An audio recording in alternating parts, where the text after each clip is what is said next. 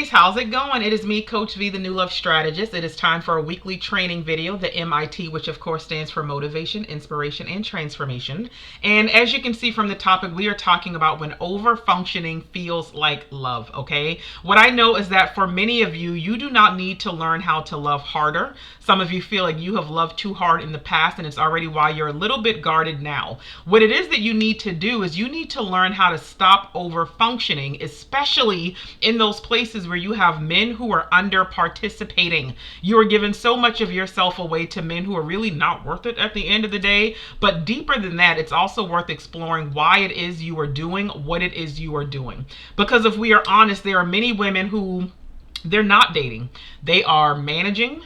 They are monitoring, they are motivating, they are ministering, they are mothering, they're doing all of the unpaid emotional project management in a lot of these dating ships that they are finding themselves in. And then it's like they're trying to figure out why they're tired, why they're frustrated, why they have given up on dating, why they feel as if there are no good men who are left. Listen. Overfunctioning is something that a lot of you are doing, and I can speak from experience because it's something that I used to do and I had to get to the root of why. It's something that a lot of the ladies that I work with, it's something that they too were doing until we actually got to the root and did the work so that they could stop doing it. It's something that many ladies are guilty of. So this is not about shame or blame, but of course it's about understanding so that you can then evaluate, identify, and rectify. So at the end of the day, exactly what is overfunctioning? What it is overfunctioning is when you are consistently doing more than your share in order to keep something going. So since we're talking about dating, right? When it comes to dating, this might look like carrying the communication. It might be carrying the emotional clarity. It might be carrying the vision, the consistency, carrying his potential, carrying the hope that eventually he is going to rise to the level that you keep imagining, right? Overfunctioning, it is not the same thing as being loving. It is not the same thing as being supportive. It is not the same thing as being patient or even understanding. The problem with overfunctioning is that there is an imbalance. That you are doing all of this work and functioning and performing and you really aren't getting anything in return. So if you've been following me on social media across any of the platforms, if you're on the mailing list, I've spent this entire week, this past week, talking about how your dating choices have a history. But I want you to realize this: overfunctioning has a history also. And for many women, especially I will say Black women, overfunctioning is something that was, truth be told, it was modeled as strength in our community, right? Like it was modeled as strength before we ever had a language, before we were ever even able to recognize it for what it is, which is survival at the end of the day. So it's like our households, that is where many women first learn to carry different things, right? Like think about it, as a little girl, so many of us, we watched our mothers, our grandmothers, the aunties, like all of these different women. We watched the single mothers pretty much carry everybody. If we are going to be honest, we still see a lot of that today. If we are going to be honest, furthermore, a lot of us have actually been doing the same thing as well. But we saw women make a way.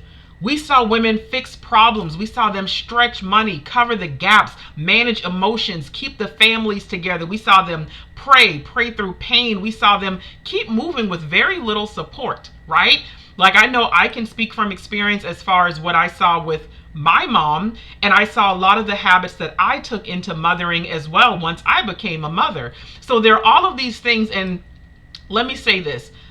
I do believe that strength is to be honored, but it also needs examination, right? Because a little girl may now consciously, she might not consciously, like she's subconsciously and unconsciously now thinking, okay, this is how love works. She's believing that that's what love and that's what womanhood looks like, but she's now absorbing the message even without even realizing that she was doing so, which is why I say subconsciously. That little girl, she learned that women carry. She learned that women endure, that women keep going, that women adjust, that women just somehow make it work.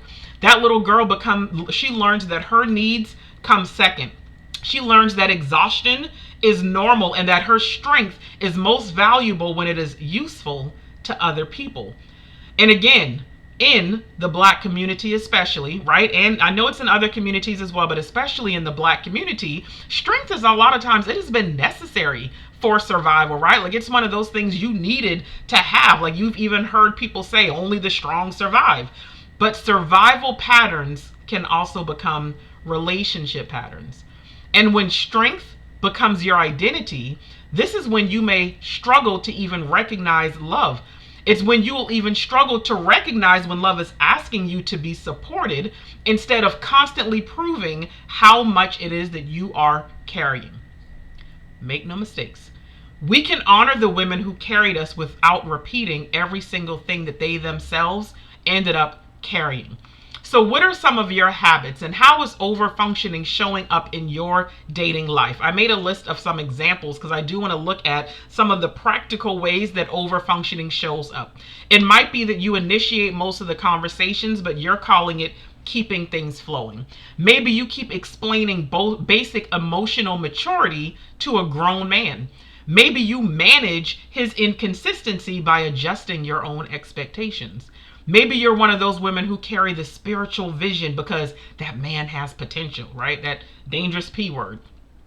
Maybe you feel as if your responsibility to help him process his feelings, meanwhile your feelings are actually going unaddressed. Maybe you keep giving grace even though there's very little fruit that a man is even producing.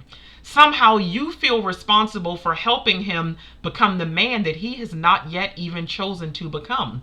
Many women rename the pattern, and what I mean is we'll call it loyalty. We call it patience. We call it grace. We call it being understanding. We call it seeing his potential. We think this is what defines us being a good woman. But sis, sometimes it is over functioning with a cute name. And you think by putting a positive spin on it that somehow reflects your character, that it puts you in a better position when you are still abandoning and neglecting yourself at the end of the day. And that is dangerous because there is absolutely an emotional cost. Everything has an emotional cost. Because women who do this, they are the women who become tired, resentful, anxious, confused.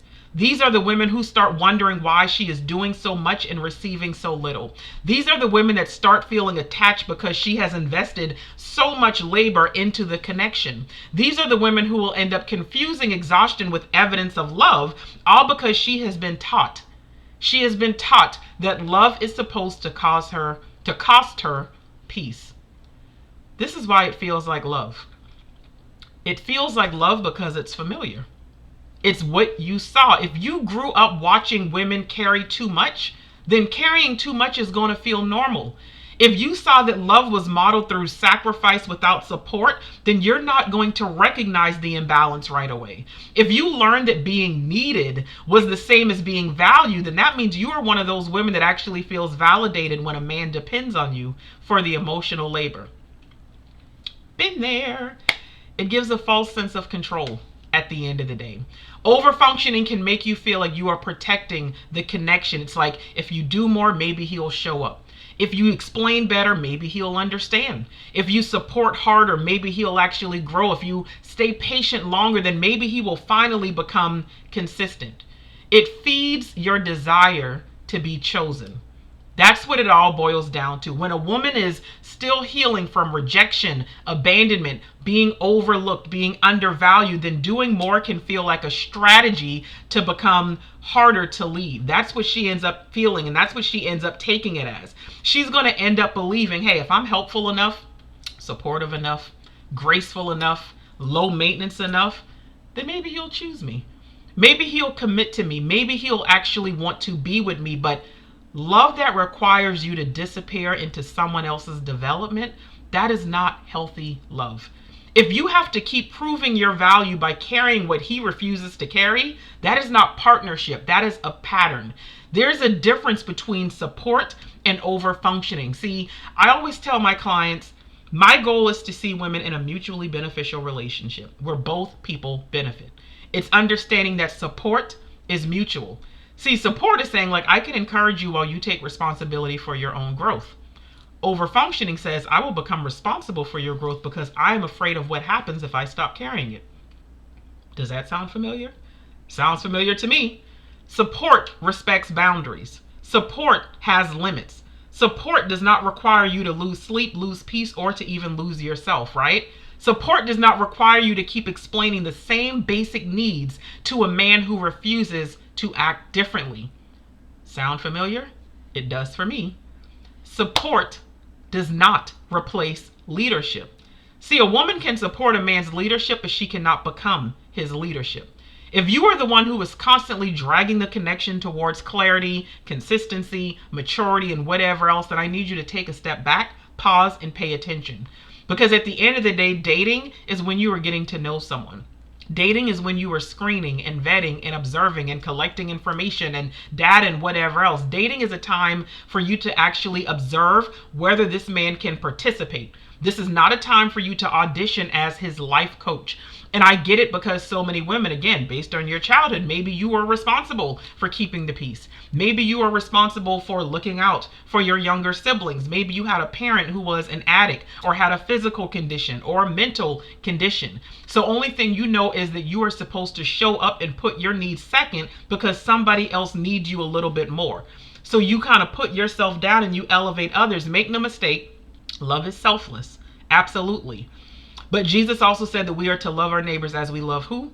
Ourselves. You can't love anyone else properly if you don't even love yourself properly at the end of the day. So are you being supportive, or are you overfunctioning? Support says, I believe in you. Overfunctioning says, I will carry you. Support says, I can walk beside you, but overfunctioning says, I am going to pull you. Support says, I care, but overfunctioning says, I am responsible.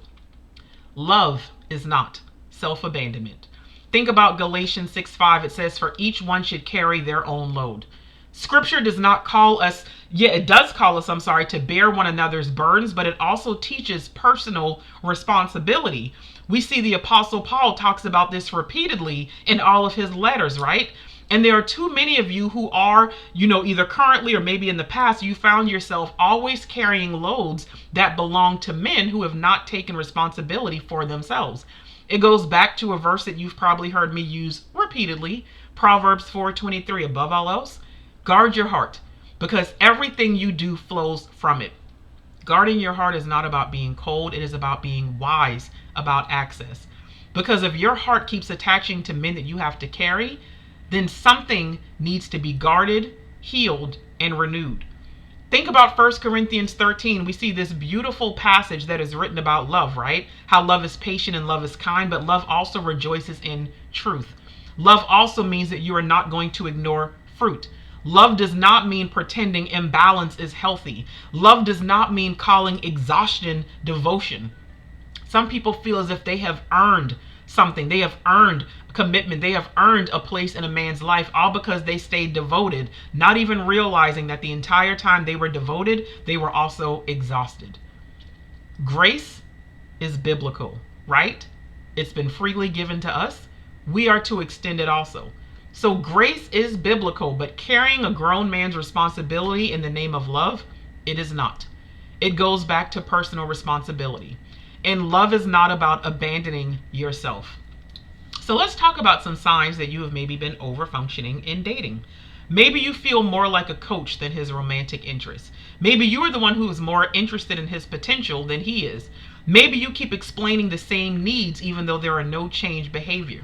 Maybe you are the one who has been doing all of the emotional labor. Maybe you feel anxious whenever you stop initiating because you know that if you stop and take a step back, the connection might end up fading. Maybe you're the woman who makes excuses for his lack of consistency because you see the man that he can be. Maybe you feel a little bit guilty for needing reciprocity, for wanting reciprocity, and it's why you don't speak up. It's why you don't use your voice. And the reason you probably don't use your voice is because as a little girl, you were always minimized, overlooked, told to be quiet, made to believe that your feelings, wants, and needs did not matter. Maybe in dating, you are calling a lot of things patience, but deep down, you know that you feel defeated and depleted. I invite you to take a moment to reflect, okay? I would want you to ask yourself, where have I been overfunctioning and calling it love? Where have I been carrying what a man should have been responsible enough to carry himself? So you got to shift from overfunctioning to healthy love. First of all, you have to stop confusing being needed with being loved. Just because somebody needs you does not mean they love you. He might love you enough to need you, but he can live without you. Right now, he has a need. You're meeting it. You're not really requiring much from him. So he knows that he doesn't really have to give you more. Listen, a man needing your help is not the same as a man being prepared to love you well. And I get it. Being useful and being needed, it can feel very validating, but it does not always create intimacy. And that is what so many women mistake or miss out on, should I say. You deserve a man who is going to value you, one who is going to cherish you, one who is going to love you with the heart of God. You deserve more than being valued for simply whatever it is that you carry. You need to learn how to let a man show you who he is without you managing him. Stop filling every gap. Stop reminding him and pushing him into consistency. Stop over-explaining basic respect. Stop carrying the pace, the direction, and the emotional clarity all by yourself. Learn to let a man's patterns speak for him. I always say, men are always speaking. The thing is, a lot of us as women, we are not always listening. You got to require participation, not just potential. There are too many women who stay way too long simply because they saw the potential. My children's father, on again, off again, 10 years, more so on than off, but 10 years. I got my 2 beautiful children out of it. That's it. That's it. Okay? But he had potential. He talked a good game. He talked about what he wanted his relationship with God to look like. The dreams, the desires, and all of these other different things. But after a while, I realized, like, girl, you have more ambition for him than he has for himself. So I knew it was time for me to leave. A man can have potential and still not be ready. A man can have a good heart and still lack maturity. A man can be interested and still not intentional. Listen, you're not looking for perfect, but you are looking for present, responsible, consistent, and willing. So I want you to actively work on healing the part of you that thinks that love requires you to labor for 2. This is not about becoming hard. This is about becoming whole. And a whole woman is a woman who can love deeply without overfunctioning. She is a woman who can support without being responsible. She is a woman who can be compassionate without becoming a rehabilitation center.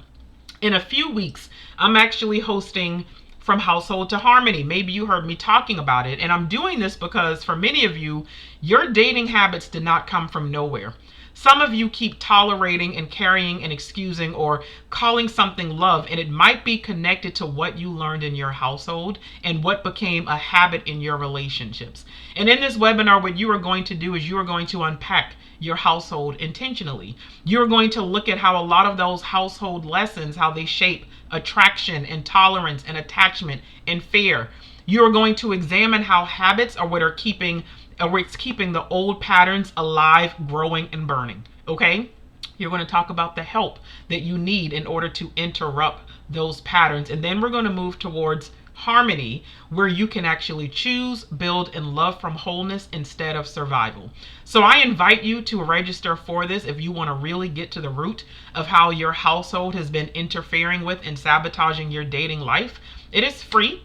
All you have to do is register at thenewlovecollective.com/webinar. If you have been overfunctioning in relationships and calling it love, then I want you in the room. If you are tired of men with potential, but it's not going anywhere, if you're tired of managing consistency and inconsistency, if you're tired of doing all of the emotional labor for 2, I want you in the room. Let's get to the root of what taught you to call this love. But I do want you to know this.